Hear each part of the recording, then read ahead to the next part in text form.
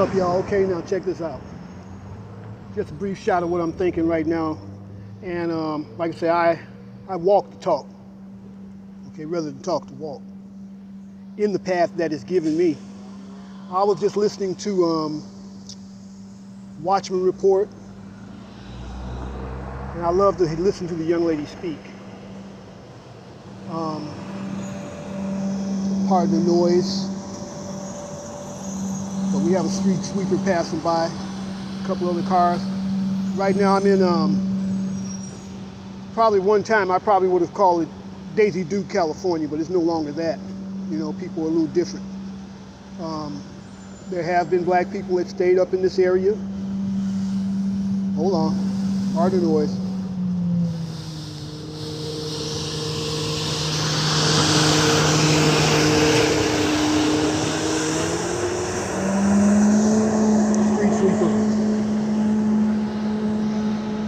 And there are black people that stay up in this area, you know, here and there.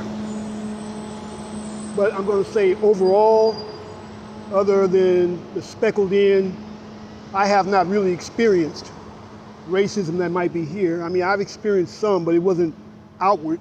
You know, I can tell that the person wasn't about it. But even some of them will hold a conversation with you, and sometimes you got to humor that. You got to kind of love it because of some of the things they're saying that has nothing to do with racism. It's human. But I know it's here. But see, for all the people that I came up with, pull the phone back a bit, for all the people that I've came up with, I mean, between Washington State, Portland, Oregon, San Francisco, Oakland, East Palo Alto, San Jose, Florida. See, my question is this. Now, at our age right now, you got a lot of us that just slowed down, and we look at the age and say, okay, it's time to just go ahead and just really do nothing but play cards or checkers or whatever the case may be.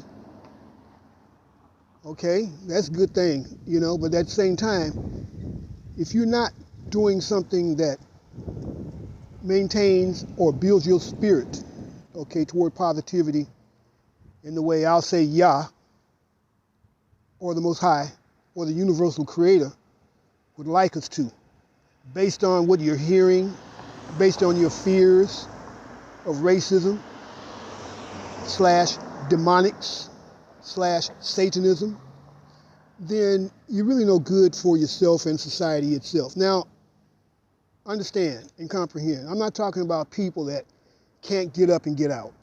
Okay, if you can't get up and get out, you still have your mind. You know your limits. But I'm talking about those that can do, those that can recover from their laziness, okay, and their stagnant frame of mind, you can get up. So I'm saying, you know, to add, I came up with some people that came here pretty much during the 60s because I was at Kavanaugh High School. So I came up really with white and Japanese people for a period of time, because those are the first people I saw when I was able to go out to the front yard. Okay? And it was safe during that time. I was probably maybe 4 or 5 years old. So I had white over this side, black on that side. Japanese person down the street. And then I had one black girl that lived down the street and across the street. And then people started coming. But I mean, all this is happening. All I see is people are people. There's a change. But as time progressed, you realize that these people are different. You're still not thinking about white or black up until a certain point. Until my father started taking me to, what would you say, like candlelight visuals. I have pictures of me being in candlelight visuals pertaining to like Medgar Evers and people like that. I didn't know what was happening. You know, I was like maybe 6 years old, slumped down in a chair. But with that, what I'm saying, that's when I began to realize who we were by way of skin color. Understand where I'm coming from. Well, by 3rd, 4th grade, the black thing came in. We're marching around school as kids. We felt like we had the power because we were allowed. Even our white teachers didn't have anything, they didn't care. You know, we felt that we had the power. So we were walking around school on the campus, you know, we were like 6, 7, 8, 9 years old, raising our fists talking about black power, okay? So to cut it short, what I'm saying is, I came to the era to be more enlightened on us. than some, and some are more enlightened than I am. As time progressed, some of the same people that were raising their fists, you know, shouting Black Power, we left that. We started getting into other things that were conspired against us, like drugs and what have you. Well, I don't have a problem with marijuana. But what I'm saying is heavy drugs, drugs that actually brought in the money. Because when you think about marijuana, marijuana is a thing where, like, they didn't even arrest us in California for that. I had police stop me and give me back my weed.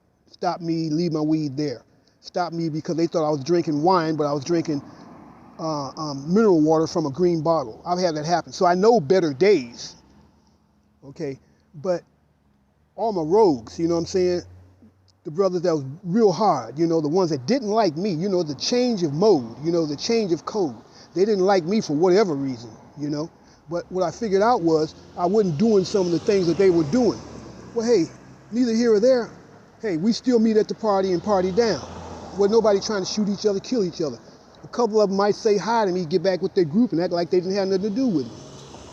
But let's step up to this, because there's more to say on that. During these times right now, at your age and at my age, there's no time for you to be sitting down. You should be strengthening yourself up, showing these youngsters where they're supposed to be in life, because you've been there and you've done it, right?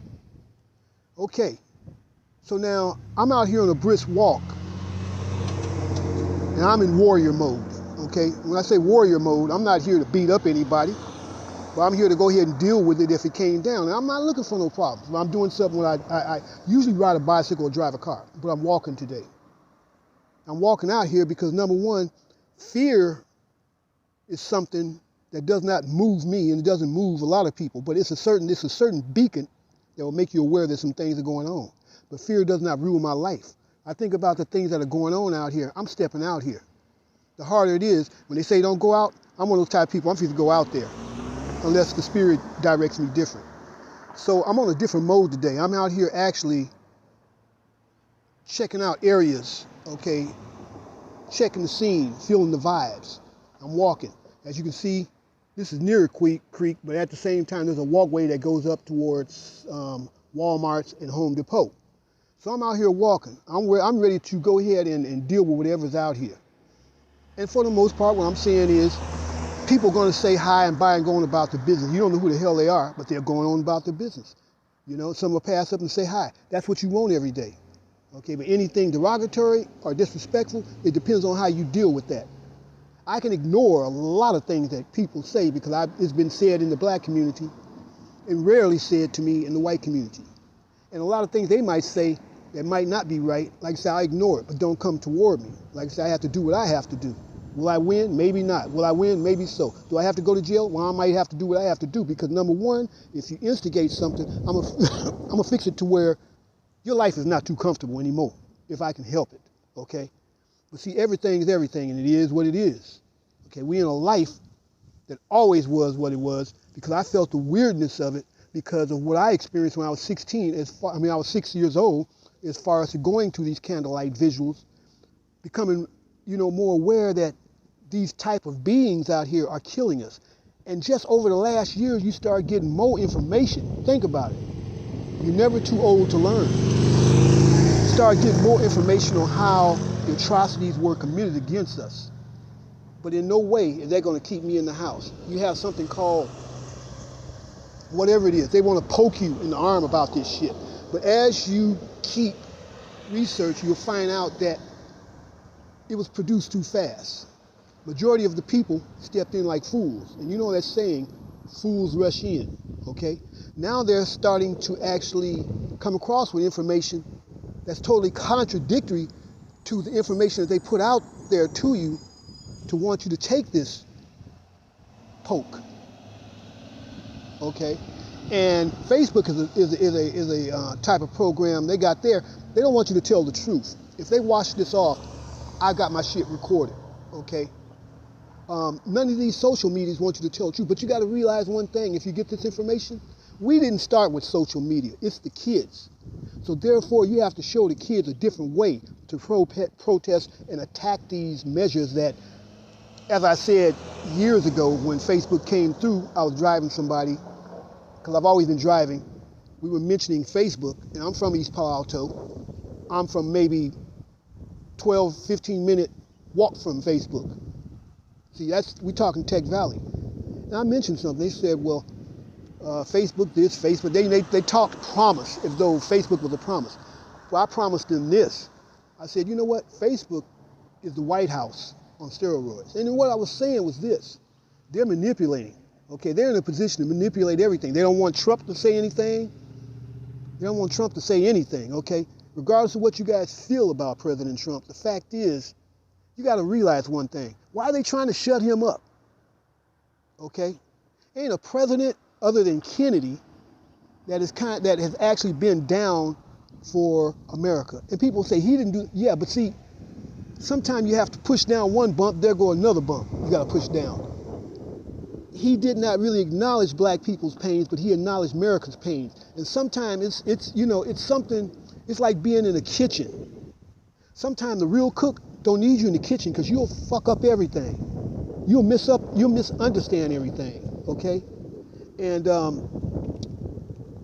when it's all said and done, nothing's gotten done. So him and his committee, him and his Congress, I'm sure they were working on measures. I'm sure they were doing things. Well, once Johnson got in there, I can guarantee you he was pretty much carrying out a measure that Kennedy was going to carry out. You just never know. A lot of things just don't come through right then and there that you call for when it comes to a president. A lot of measures don't come through until after he's out of there and you're giving the blessing to the one in there that's putting in a corrupt measure. So like I said, warrior mode. Warrior mode has something to do with your spirit. You should be out there every day. If you can't do any more than come out in the front yard and stand straight, you'll feel the exercise in your body. Because after you lay down all night and you get up, the first thing you want to do is go sit your ass in a chair. Okay? I'm out of that mode. Once I get up in the morning, the first thing I'm going to do, pretty much, is, matter of fact, I have a work table that's approximately 4.5 feet high. It's about 4.5, maybe 5 feet high. So I stand, or either I sit in a tall chair. The first thing I do is I get up in the morning and I stand, and I can feel my body and my muscles adjusting to my standing, my erect standing, okay? That's the first exercise. If you can't do any more than that, do it. The reason why, because when you have a protruding, and mine's not too bad, but like I said, I do exercise and I think it's coming down. But when you have a protruding stomach or belly, okay, when you get older, it starts to kind of protrude a little bit. You got to realize that is what pulls against your back to give you that pain that you exaggerate. And that pain is basically muscle. It's not vertebrae, okay? It's basically muscle. So if you do no more than get up in the morning and stand straight, okay, doing what you have to do, be at the kitchen or whatever, but stand straight. That's where you start out. You'll feel a total difference. Peace. I just want to let y'all guys know that it's all real out here, like I say, but you have to be prepared to deal with it in any case. As far as anything that you need to defend yourself with, you decide what you need to defend yourself with, and don't hold it like a teddy bear, be complacent just because you got it. But when you do what you got to do what you got to do. Jail time, make sure you bust an ass up really damn good if you need to, like I say, because it's not like it was before, and try to keep your mouth closed with the police. It's not like it was before. Like I say, you don't just get to go home. Most of the time you don't, after you do something to one of these demons, okay? So I'm just saying, be prepared to do what you got to do and don't be intimidated. Peace. I'm gone. You know who it is.